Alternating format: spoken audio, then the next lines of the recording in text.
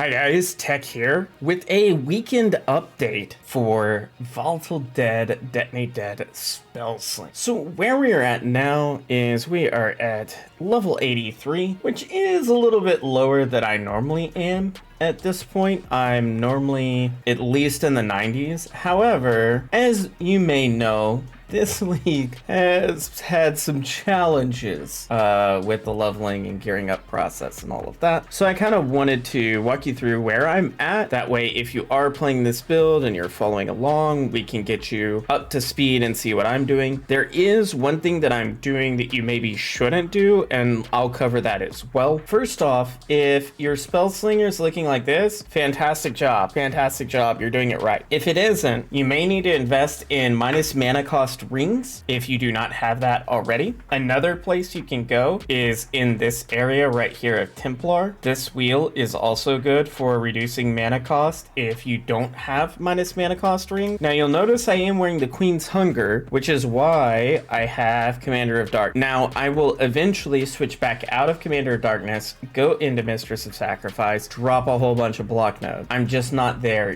yet. I want to get a better chest than the alternative that I have to this one. Even though it is a 5-link, the flesh and the spirit offering and the bone offering are all very helpful. So this is kind of like the best of a bad situation type deal. I do have a recovery shield, which is very, very important. So I can go glancing blows. If you do not have a recovery shield, do not pick up this node. It will be a bad time, and I don't want you to have a bad time. Most of my gear isn't anything too special. It's fairly reasonable. I did get a helm enchant for Spellslinger. I do have a cooldown recovery belt, which is why mine looks so smooth. The other thing I will note is the Shaper of Flames jewels are incredibly expensive. I've only seen one up and it was like 10 exalted. With that being the case, if you're wanting to play this, the Ignite version, you want to pick up this node right here, which is a 20% chance to ignite, and this node right here. If you do those with combustion, you should be at 100% chance to ignite. As you can see, I'm at 90, so as soon as I pick up this node, which will be next level, I will be up to 100% chance, which is where you want to be. Shaper Flames isn't necessary. It's a way of saving points in getting the same result. You also get Ignite on your Unearth, which is nice, but it's not needed. Okay, it's not needed. It's not necessary. It's an in-game goal. So don't worry about trying to invest in things like that this early. If you want to invest in something like, let's say you did stumble on some money and you're sitting on 5-6 exalt, something along those lines, I would highly suggest buying an inspired learning. The new rare tanky mobs are insane for their stats, and being able to steal some of those would be very, very powerful and probably help you live more than just about anything else. So if you have extra currency right now and you want to invest it into something that will potentially get more expensive as the league goes on,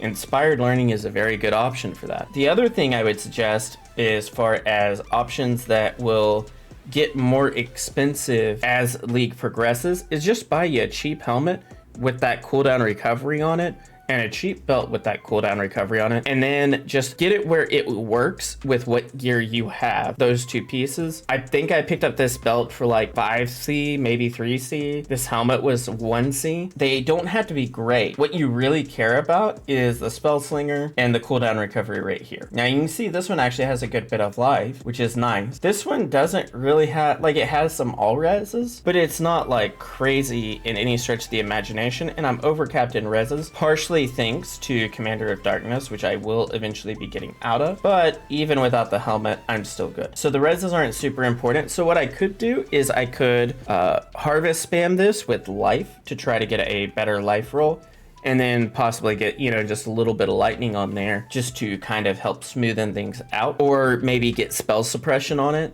You could also get spell suppression on boots, which is also very, very helpful and does help your survivability quite a bit. You're normally not going to be able to cap spell suppression in a build like this just because we are too much on this side of the tree. However, if you really wanted to, you could absolutely gut this portion and take out this block stuff and go over and get spell suppression stuff and like Ghost Dance, and come down here and get this guy, and then get the if you get the unique jewel where you can come over here and get Mage Bane and Reflexes, you could do that too. So those are some options as well if you don't want to go block. I hope this is helpful, and I hope you're having a good time in Sentinel League. I am expecting either the rewards to go up a little bit or the difficulty to go down a little bit. I guess time will tell, but Grinding Gear Games and Chris Wilson has been doing a pretty good job of being responsive. Even if his responsiveness isn't exactly what we're asking for, at least they're like looking into it, which is a big step in the right direction